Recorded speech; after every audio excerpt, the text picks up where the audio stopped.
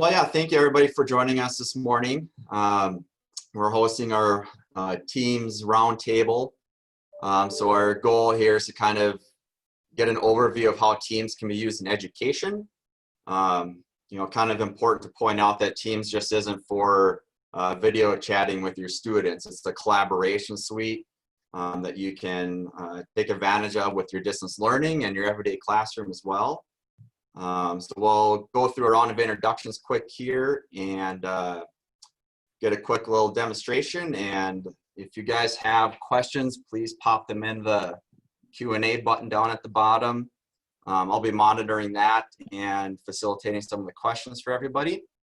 But yeah, I'm Lucas Hulne. I'm the CTO at ByteSpeed.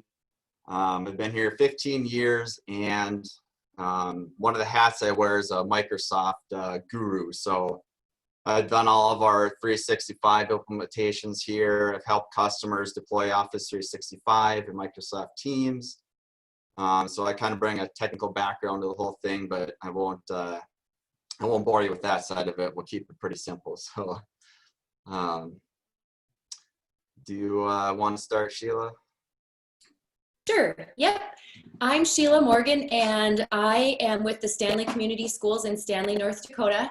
I'm the Technology and Professional Development Coordinator for our district, and we are using Teams and all of our Office 365 products during the distance learning that has occurred, and which I'm guessing it will continue to be used throughout the school year when our students are with us next year.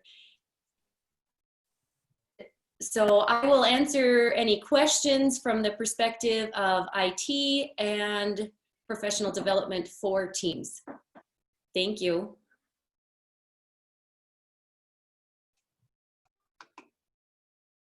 Shandi? I am Shandi Camino, and I'm a junior high math teacher in Stanley, North Dakota.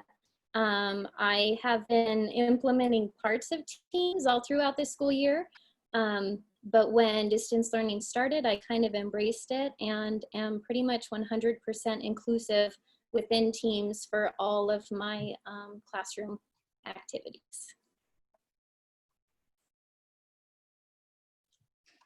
Awesome. And Amanda, I'll work on your video issue here. My name is Amanda Fox. I am the Business and Education Solution Specialist out of the Seattle-based store, so I'm supporting from Seattle.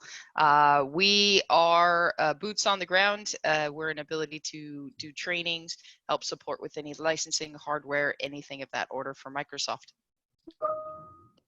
Awesome. And I see Corinne just joined. Can you hear us, Corinne?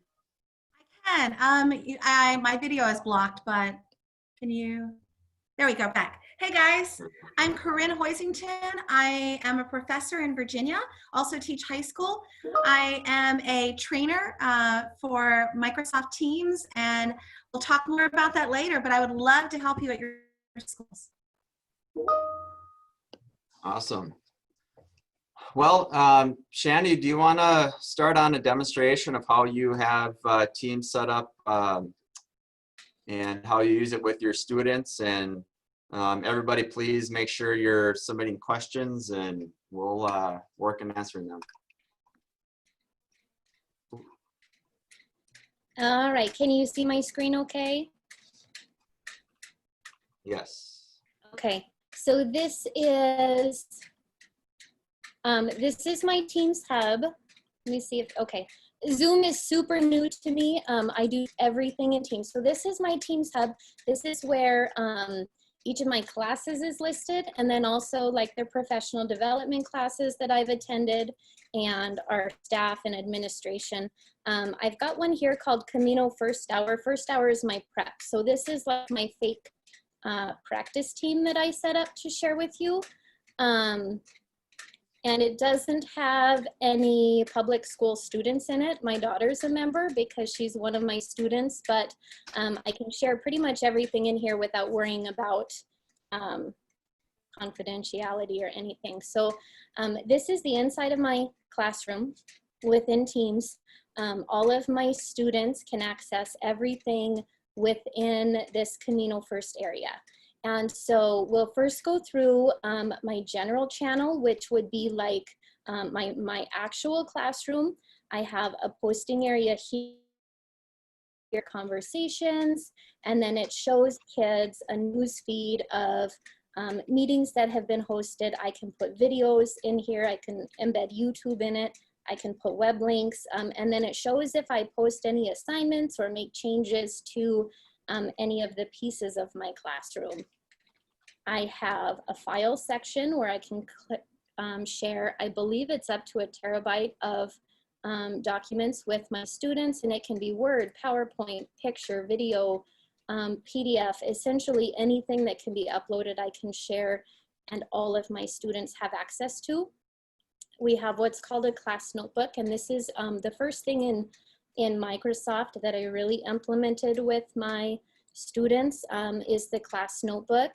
And what this is it's an online place where we can post all of our notes, all of our documents, all of our worksheets, and then I can also take those and I can push them out to students. So this is a student's private notebook, and she's able to access anything that I send her in her private notebook.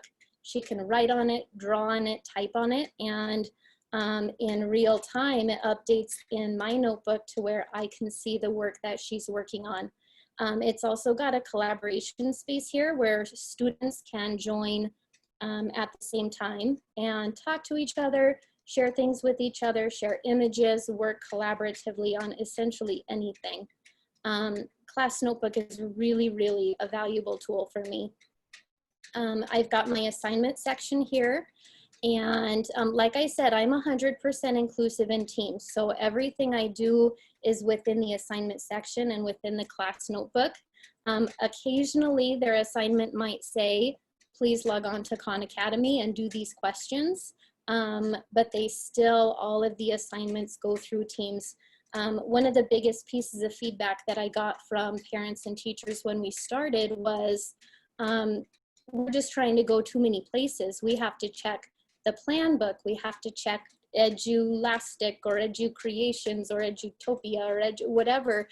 And by having everything in one area with one login and one password was really beneficial to my students in finding a way to stay organized and create a to-do list and complete their work.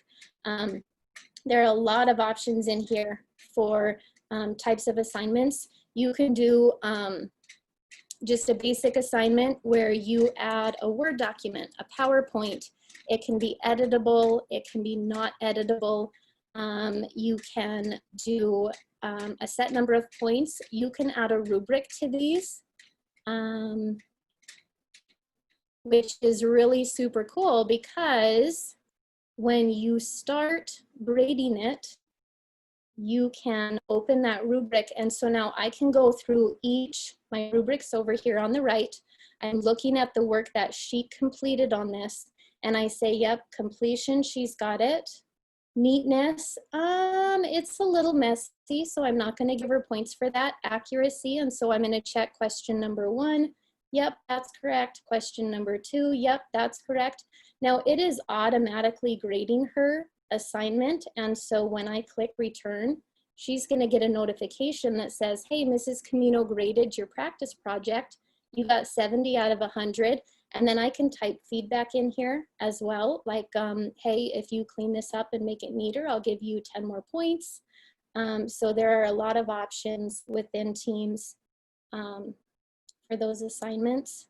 There's also the ability to create self-graded quizzes. And so what this does is it attaches a Microsoft form, and you create the form in Microsoft Forms, you type out your questions, you input their answers, and then it automatically grades it for you. So if it's 10 questions and you made them worth 1 point each, it will automatically generate a score in here for your students that says you got 8 out of 10 correct, or you got 9 out of 10 correct. And then this from existing button here that lets you reuse a previous assignment. I love this because I say, what did we do last Monday? And I just repost last Monday's, but I changed the date. I changed the due date. and I just tweak it a little bit, but I'm not having to recreate full assignments for all 6 of my classes every day, which has helped me to streamline.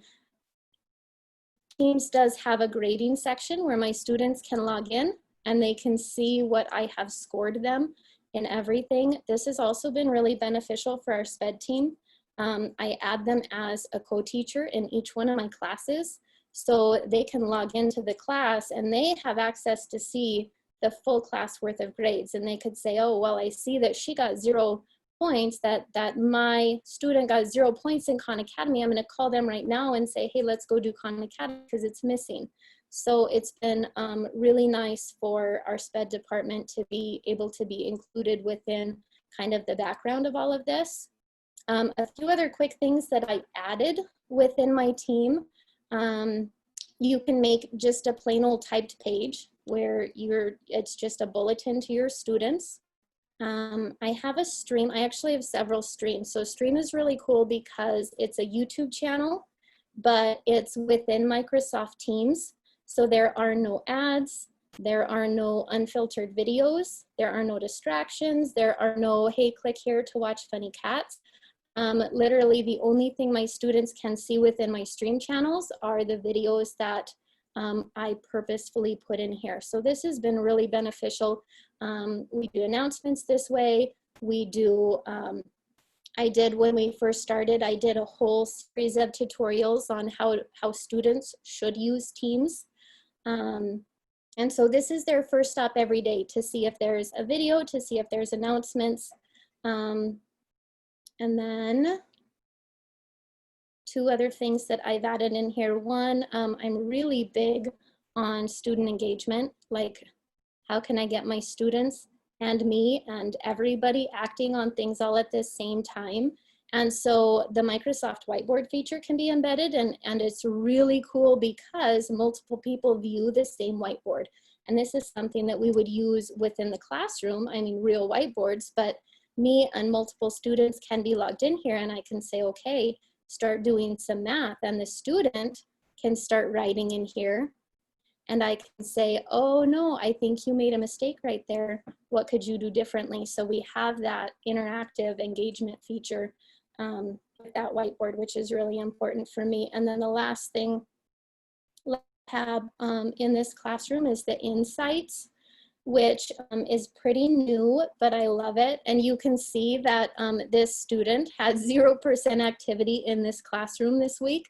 That's because it's a practice classroom and she and I were using it previously, so I wouldn't expect that. But it will give you a list of all of your students. It will tell you what days and what times they have been active. And it will tell you within this data area down here, it will tell you what they were active with.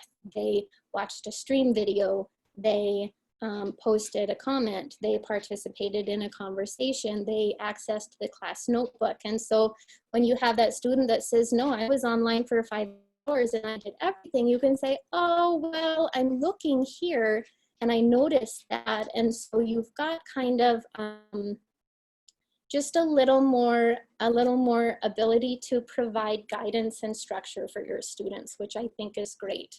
I've got 2 other channels here on the left in each of my classrooms, and I'll just go through them really quick. This first one is called Math Talk.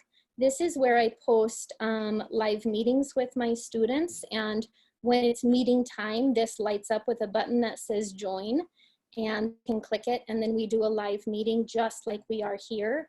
And I can record it and I can screen share, and I can hook up my iPad and screen share my iPad and all sorts of really cool things. We can have a conversation here. I can post announcements and bulletins in here. And the students can communicate with each other in here, which is also great. And then my last one, this websites one, this is just where I have listed I have embedded all of the websites that I expect my students to work on sometimes. Like here, Khan Academy, they can log in right in Teams. They don't have to go to the internet. They don't have to go to a browser and follow a website. They just click login and they work.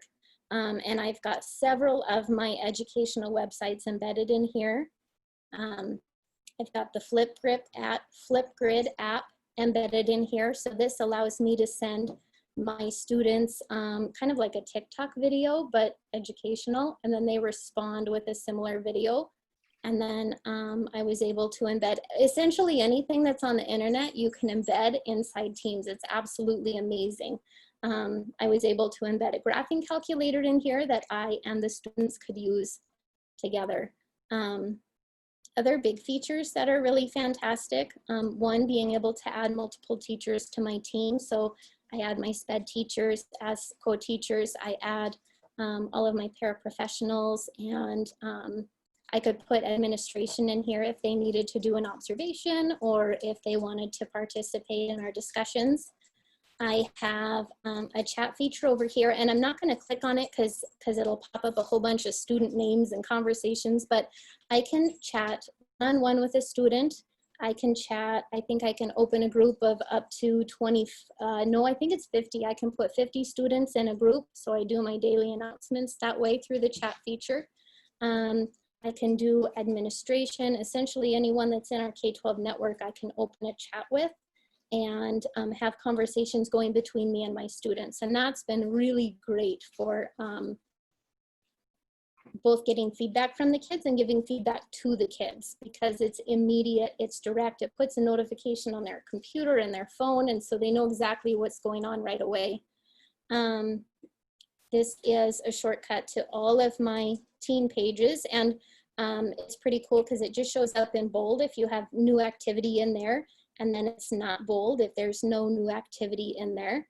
I've got my assignment hub where I can very quickly go through all of my classes. I can post an assignment to one class or multiple classes. I could get to my grade book through here. I could grade assignments and give feedback through here. I've got my calendar feature built in that shows all meetings that I have scheduled with students. This one's a fake. I was hoping it would pop up with that join button to show you, but it's got all of my class meetings scheduled in here. When we have a staff meeting, it shows up in here, and that way it gives me that notification that like, hey, in 15 minutes you have to join this meeting. It also shows up in all of the students. So my daughter's calendar, that looks like this. She's got one for math, she's got one for science, she's got one for English, and so it really helps the students be organized with their class time, their meetings, their whatever it is that they need to schedule. I can do video and voice calls with anybody in our network, so I can video call a student if I need to. I've had a lot of student-parent meetings using this feature. And then I've got files feature here where I can just upload documents to share within a team, within a chat, within an assignment, or link to anything else that I'm working on. The very last thing I'll show you, and then I'll turn it over to, I don't know, questions or somebody else, this apps button right here. So the apps that you can add, that you can embed within Microsoft Teams, this list scrolls, I think, forever. I'm not sure I've ever actually made it to the bottom of this list.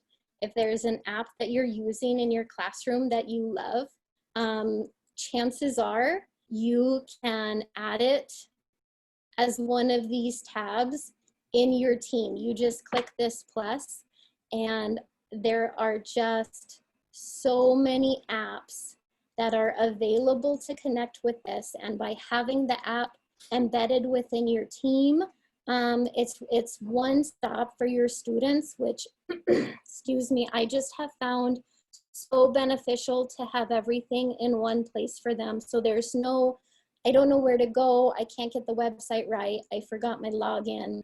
That doesn't happen because everything is within this one platform. Yeah, thanks, Shandi. I have a couple things. If you'll notice, she is working on an Apple device. Teams is cross-platform. Actually, all Microsoft 365 is. So if your students have a Chromebook, they can still use Teams. They can get to all the resources that they need to. The other thing I was going to ask you too, how do you get resources that were created outside of Teams into Teams? I noticed you had a couple, like in your PowerPoint, it may have been a scan from something, or teachers have like paper copies of something they typically hand out. How do you get that into Teams? It's really super easy. So if I'm delivering it to my students via assignment, I open a PowerPoint presentation, I say edit background, and then I insert a picture or a scan of that document as the background. That way when I send it to my students, they can write on it, they can modify it, they can save it, and they can send it back to me, and they don't accidentally delete the questions. My other favorite way to do it is to use Microsoft Notebook, and I have the app for Notebook, so I open it on my phone and I point it at a piece of paper and I click take picture, and it embeds a perfect, beautiful scan in color of my document within the Notebook. Notebook was the first thing I used. It takes me maybe 3 seconds to upload a notes page for my students. Awesome. So on the question that was submitted here, this might be more for Sheila, but the grading system that you guys are using in Teams, does that integrate with other with your SIS platform, your student information system platform for managing students? So we use PowerSchool, and I guess when you grade them, Shandi, does it show up? I think we had a conversation with the high school teachers about this at a meeting a couple weeks ago, and there were some questions on it. Do you remember that conversation that we had about it showing up in PowerSchool? I do. So currently it's not linked to PowerSchool. When I input the grades into Teams, it is strictly so the students and the parents can see my feedback. It would be just like writing the grade on their quiz and passing them back the paper in the classroom. I still then have to take that list of grades, and I have a spreadsheet that I printed out with student names on it, so I just jot their scores down. But I do then have to log into my PowerTeacher account and actually input the grades in PowerTeacher. Amanda, do you know, do software companies offer that integration with Teams for grading? Yes, there are some of them that are already integrated. If you're using OneNote in the classroom, there are actually quite a few that are already embedded that you can link to. And so it will automatically take the grades from OneNote in the classroom and embed them into your LMS systems. Awesome. I have another question for you.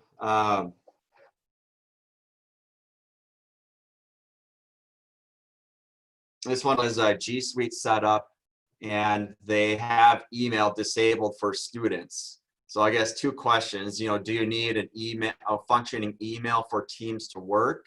And then is there a way to use their G Suite or Gmail accounts to log into Teams, or do they have to have 365 set up?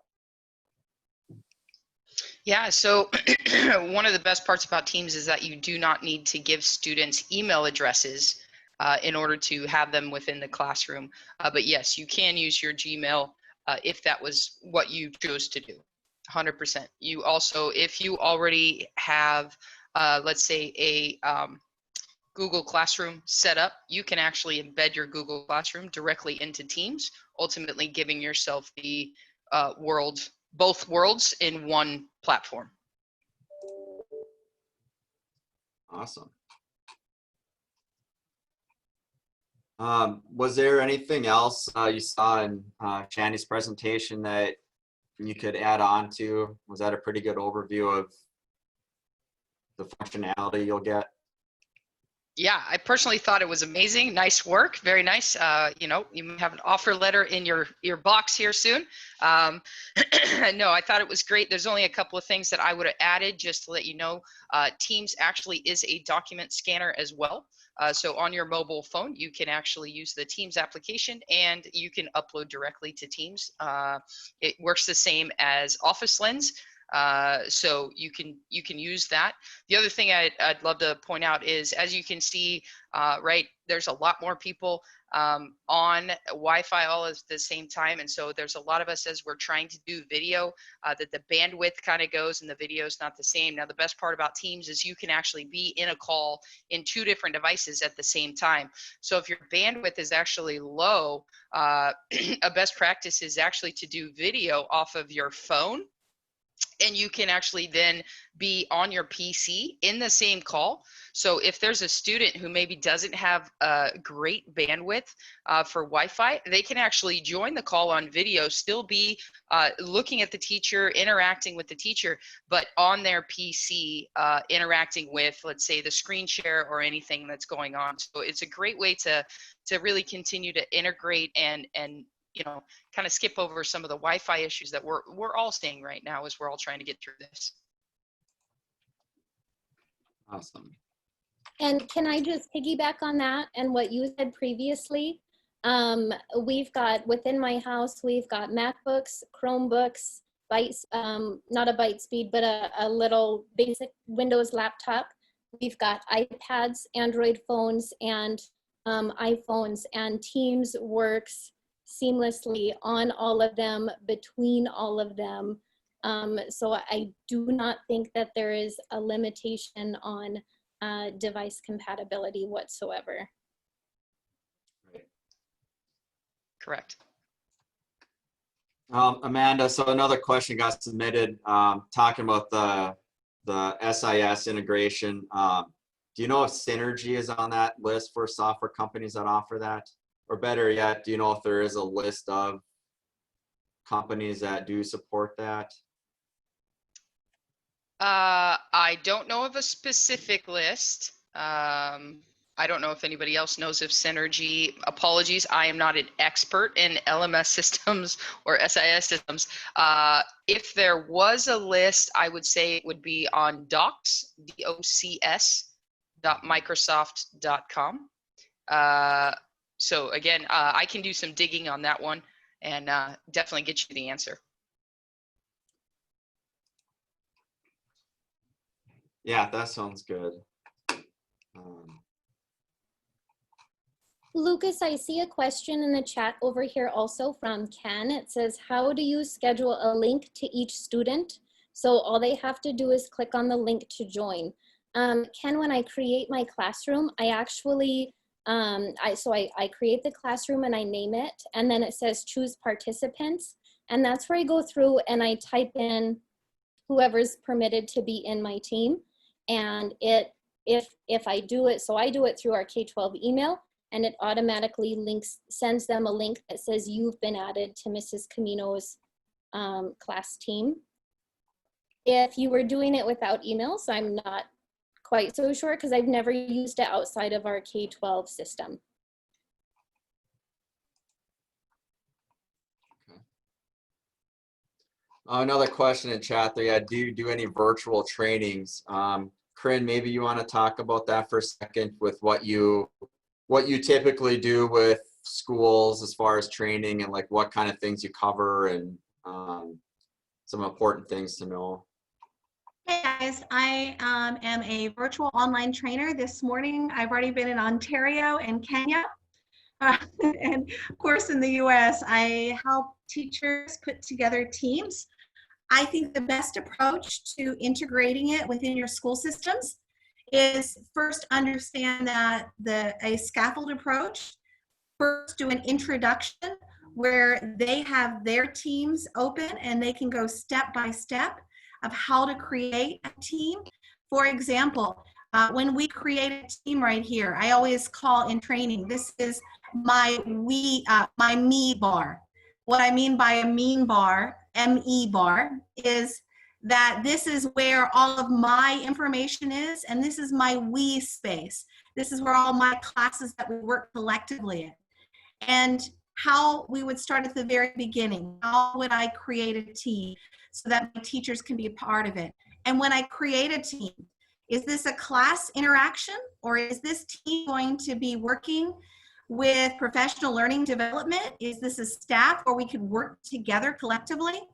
And in this COVID kind of world where we're really not sure what the future looks like, having this training done now and in the summer to prepare for no matter what. And I think this is a great tool, even if we go back to face, for professional learning, for staff engagement, for connecting with parents, and even letting students in older grades to have clubs and after school activities, making it feel more like an environment. Well, I work with a high school here as well, and we actually have clubs that are still happening, like music clubs and sports clubs, and they have their own channel for workout trainings and to share concerts. So think of this. I think one of the big questions I always get asked, why not Zoom? You know, we know about Zoom. It's free if you have just a few people or for limited time zones, but think of Zoom as just a simple video conferencing. Think of Teams as an entire integrated hub. And I thought Shandi did a great example of showing how the classes really work together. And, you know, even if you're not using it for assignments or classroom, or if you are, it's still a great tool where I can give praise to students. I can get interaction. For example, if I want to see every student post a quick video of their window on the world, here are some of my students who the other day just posted their little worlds to create connectivity and these environments. This is all of their worlds here. There are over 300 different tools that we can integrate in here, but don't show them all at once. When you do the training back at your schools, I conduct virtual trainings where we do 1 hour at a time, and we do scaffolding on what they learn, creating the class first, step by step, and then starting to show them, how could I create a class notebook? How could I create a staff notebook? How could I add Flipgrid? How could I add Pear Deck? There are so many great tools, most of which are free, that they could scaffold and continue to learn, and then by fall, ready to go no matter what. I don't think remote learning needs to feel so remote. So hopefully that gives you a little overview, and contact anybody here at ByteSpeed, and we can share with you individual, you know, how can training be conducted and how we can help you on the ground. Lucas? Yes, thanks, Corinne. I was just going to mention that Corinne does a lot of training for us around virtual reality so far, how to integrate VR into the classroom, and that's been pretty successful. And yeah, she's going to be doing Microsoft Teams for us also. So just reach out to Anna Hansen if you have any questions about that. She was the one who sent the invite out for the webinar here. I'm not seeing a lot more questions being submitted. I will share a couple of websites here that I think are pretty beneficial.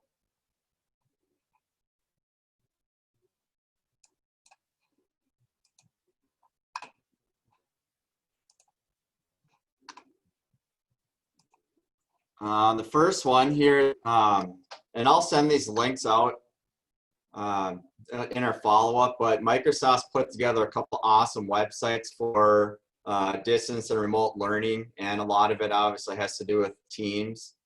So this first one, Microsoft.com /education/remote-learning, and then you kind of click into like the different category you fall into, where you want more information to help you get started. Then it goes into just, yeah, the different things that you can do. And the second one is kind of a blog that they've posted on their education blog site about making remote learning effective and engaging with Microsoft education resources. And again, just great material for you to use as an educator for how to move to the virtual classroom, getting support and training educators and staff, helping students stay engaged, etc. So I'll share this out as part of our follow-up material. Can I just comment on what you just shared, Lucas? Someone had said, what's the learning curve to be able to do this? How did you figure out how to do this? that Microsoft education website that he just shared is absolutely where it's at. They have step-by-step tutorials, they have videos. There are like places where people ask a question and all these other people answer the question to give you help and feedback. And someone mentioned scaffolding earlier, because I think a lot of us teachers, they're very scaffolded. Like this is the very most basic thing you can think of, and then you go through that, and then there's more advanced that you can do with it. So using the training within the Microsoft education system is absolutely awesome and helpful. Yeah. I'll post the links in the chat here too, if anybody wants to get a head start on digging through that material. And I might add, well, let me share my screen one more time. I wanted to share, I heard one of the questions in there. When you create a Teams event or a Teams classroom, this is a calendar that you can base all your meetings like Shandi showed. But if you're in just talking about a meeting for your classroom, you can schedule one by clicking new meeting right here and push that out for your students. But I want to show you one other that's been really helpful at a district level. Instead of just a meeting, now a meeting consists of up to 250 people that can interact within our meeting. But if you want to hold more of a webinar means that you can have up to, right now it's 10,000 people, but it's expanding to 20,000 people this week. And the concept here is that people can watch, and it's automatically, the recording is sent to everyone as they leave the call. So if you're setting up, we call it a live event, and this can be orchestrated. It's kind of where who's going to be the next speaker. You can push them on, you can have that. So if you're doing a system-wide response to parents, to your teachers, giving system-wide training, sometimes it's nice to use that higher level of teams to have that whole system-wide approach called a live event. And this is where you have producers and presenters and attendees. So you have both a classroom environment, but you also have this incredibly rich webinar tool. And as we're trying to really help our teachers and connect with them, there are just so many tools that this really works. And don't forget the privacy piece. This is, we've all heard of Zoom bombing, and nothing against that, but we need to make sure that when we select a product that our students are completely safe and private, that no one's showing up and doing who knows what within, and this is fully secure. You have that backup, you have that system that students can have their own little environment without worrying about those cybersecurity pieces. And I think that's something that you have to consider as you make your decision. Thanks. So Sheila, I'm going to pick on you a little bit. Can you talk about how your district kind of got started with Teams? Like, did you have to get buy from administration? Did you get any pushback? How did you get your faculty ready to use Teams as far as like a training perspective? Okay, so within the last few years, we have a IT management department in North Dakota called Edutech, and they provide our email if the school district chooses to use that. And one of the products that they went to a couple years ago was Microsoft Office, and provided Office 365 for all K-12 staff, any employee, and all students. And so we decided to go with that. And so every student that's enrolled in our SIS, every teacher, all employees receive an account automatically just by being a student in a North Dakota school.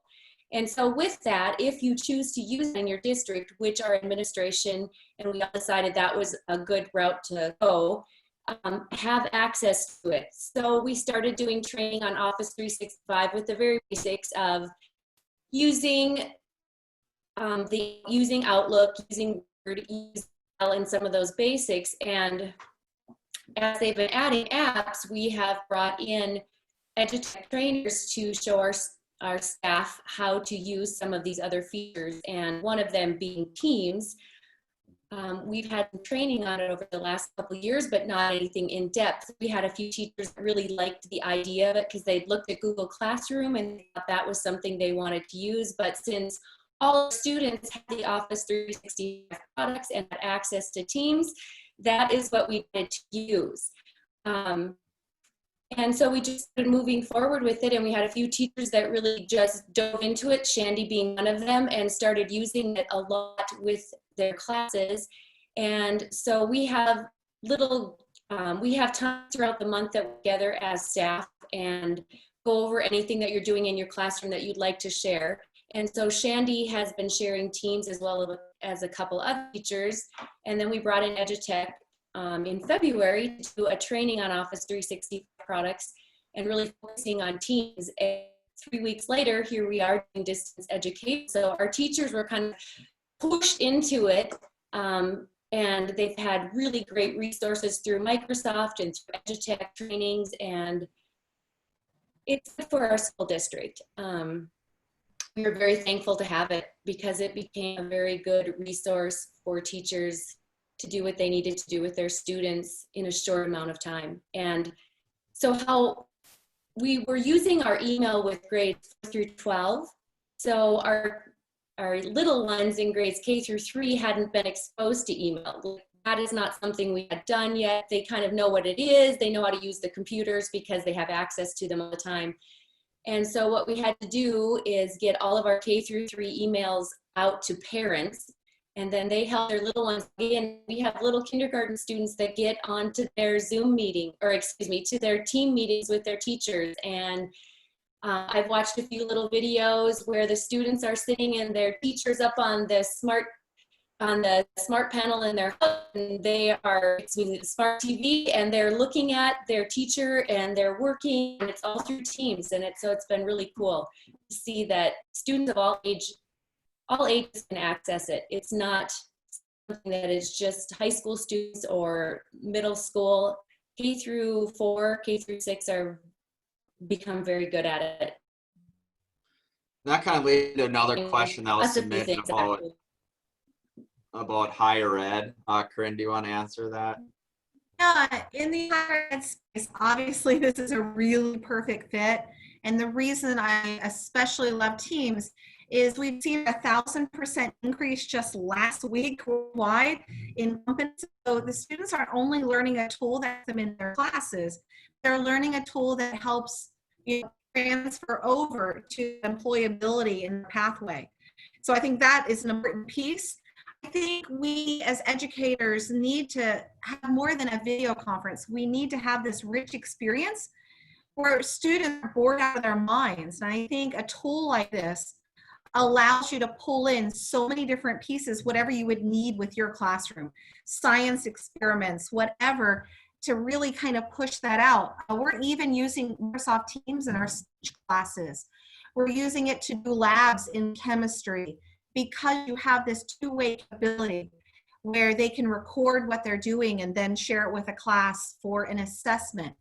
There are ways to see the educator notebooks instead of it just being bored. And think about it, a lot of our colleges and universities, the students went and paid a lot of money to get this incredible, rich dorm experience, face-to-face class. And then if we don't go back this fall, these students are thinking, well, what can you guys offer that's going to be this rich experience?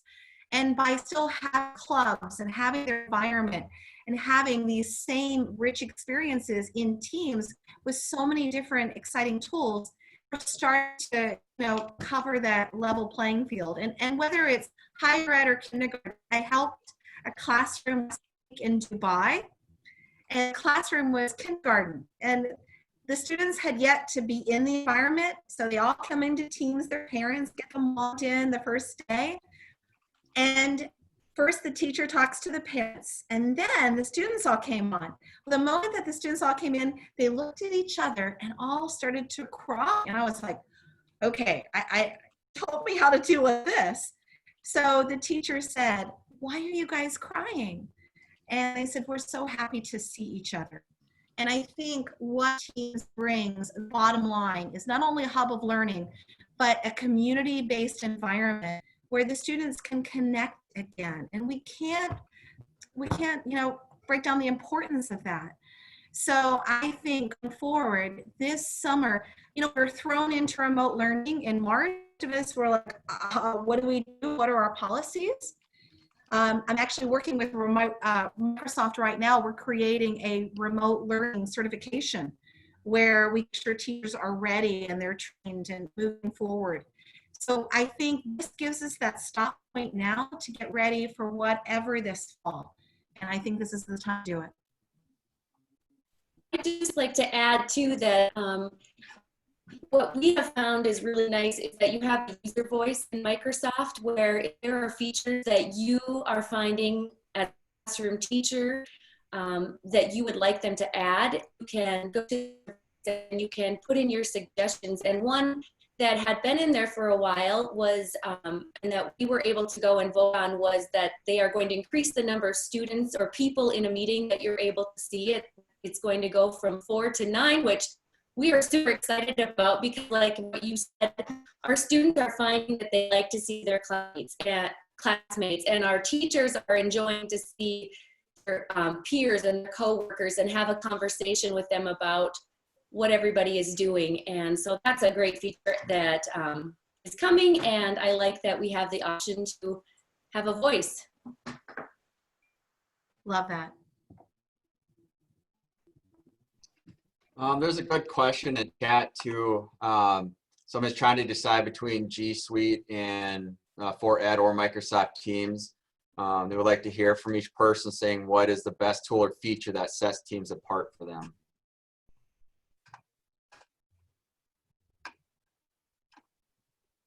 Shandi?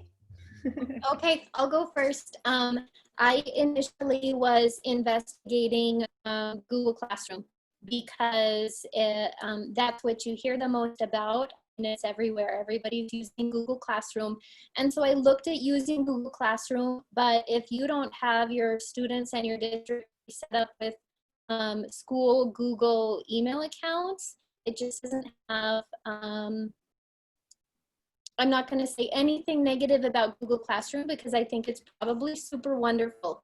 The reason that I stopped looking at Google Classroom and I started looking at Teams is because in North Dakota, we're provided with Microsoft everything. So we have Microsoft Outlook email, we have Microsoft Word, Microsoft Excel, Microsoft PowerPoint, Publisher, OneNote, and then Teams. And knowing that our students already had Microsoft accounts, knowing that it was 100% secure. I teach all students that are under 13 years old, so I have to be really careful about security and privacy and social media. And the thing that I loved about Microsoft Teams is that I can have my students a secure little Teams classroom. We still have unlimited options. Everything in the whole entire world is available to us inside of Teams: documents, PowerPoints, and videos, and meetings. And there absolutely, I've not found a limitation to Teams. The safety, the security, and the ease of use was huge for me. So I will go next after Shandi, because my reasoning as a technology director for our district was a lot the same, is that we're looking at something that's secure. Number one, we're not a large school district. So when I say I'm an IT person, I was a classroom teacher, moved into IT. And so it's nice to have something that our state, and we're very fortunate in North Dakota to have EduTech that does provide some of these services for us and some training that we need. So it's a real easy way for us to move into Office 365 and using Teams. But with the G Suites, what has kind of led to this is that I had probably 2 or 3 teachers at the beginning of the year that had done some summer classes, and they used Google Classroom and they liked it. And so they came to me and said, what can we do that's like Google Classroom? Can we use Google Classroom? And just like what Shandi said, is that I talked to them about that we have these K-12 Office 365 accounts that have all of the features that we would like to use in a classroom. And so we got a bit of more information at the beginning of the year, and the teachers that were looking at the Google Classroom jumped on board with Teams and really found that they liked it. They said it's very comparable to what they wanted to do, and they're finding everything that they wanted to do in the Google Classroom they're able to do in Teams. So I think that was, you know, that's really good news for us, because they're not losing out on anything that they thought they would get with Google by using Office 365.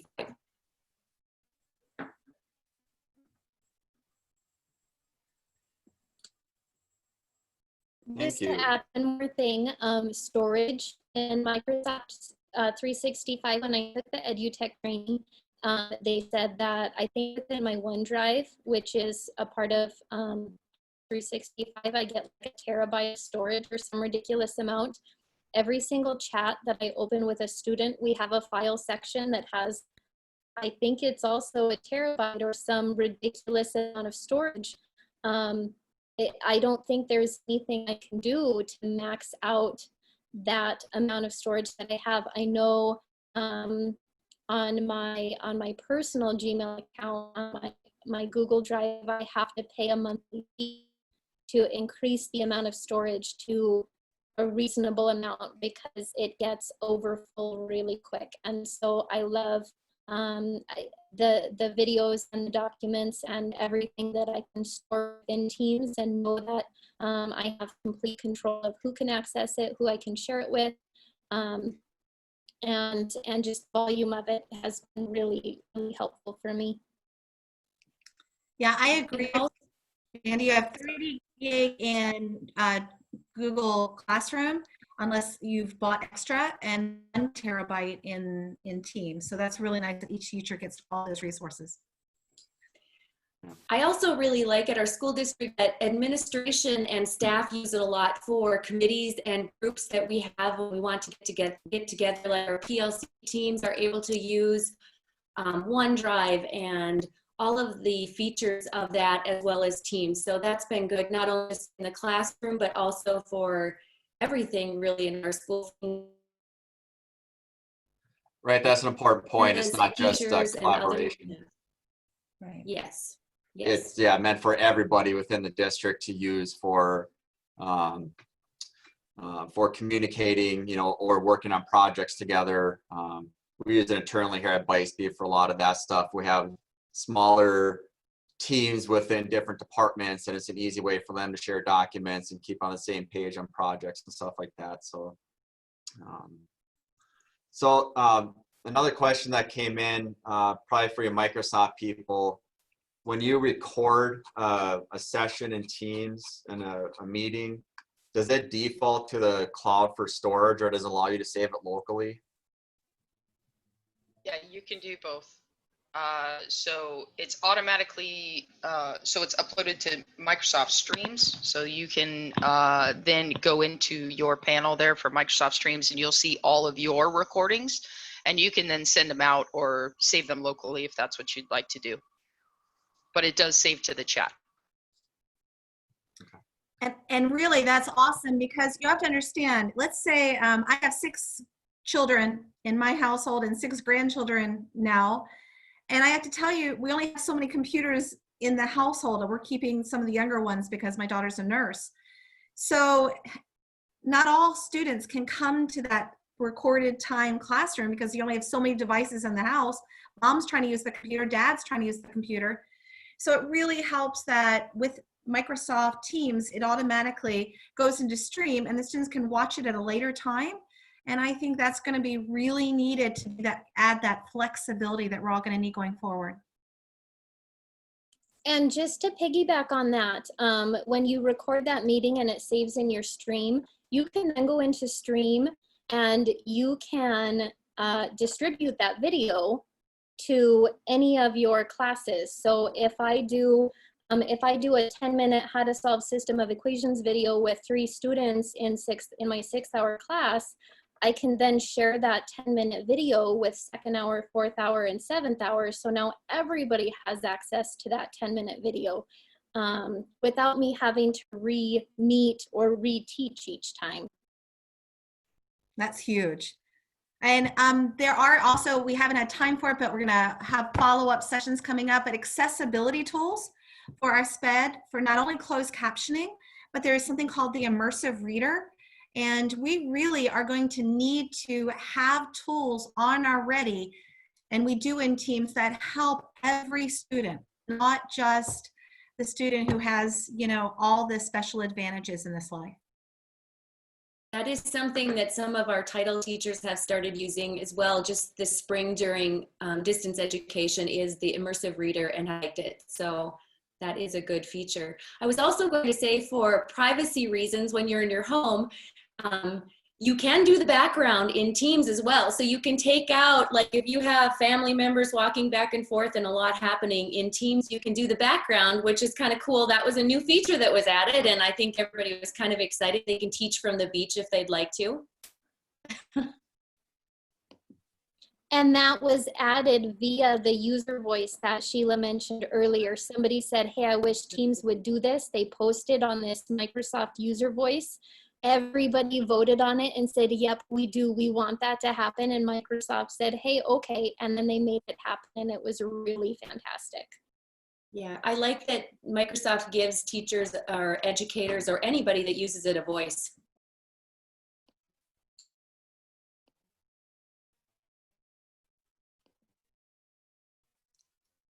Awesome. Yeah, we're kind of running up against that hour here. Lucas, can I just respond to one more question that's in the chat? Mindy Obert had said only 4 can be in a Teams meeting. No, you can have many more than 4, but currently only 4 faces show up on your screen, and everybody else is there, but you only see 4 faces at a time. And once the update goes through, you'll see 9 faces at a time. I think you can have up to 250 people in your team or your meeting. I've had all of my entire classes in team meeting at the same time. So there's not a limit to 4 people in the meeting. That's just the number of faces that you see at a time. Right, and as people are talking, those are the 4 or soon to be 9 faces that will populate the screen, and you'll see their video. So they're there, and you can bring up, like in Zoom, you can select participants and see all the participants. You can do that in Teams as well, so you can always see who's in the meeting. And there's also a chat that comes up, so you can have a chat going on with people that you're not seeing on your screen, even though they're muted and you don't see their video. So that's good. I do believe the feature for more people to show up for their faces is coming out soon. I think Amanda mentioned that in a different chat, but that is coming soon. So. And Yeah, I had an email.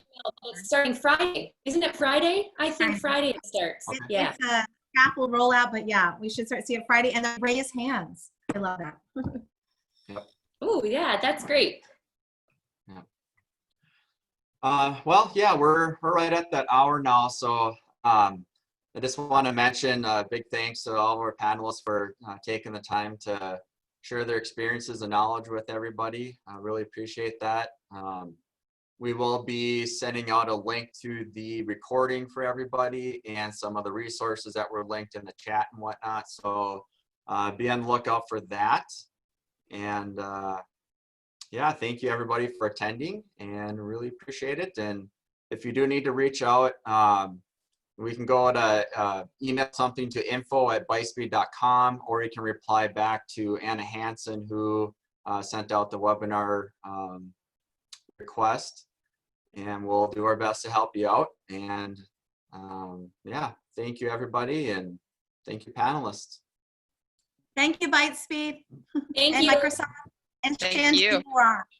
Thank you. Thank you. All And right, Sheila, bye-bye.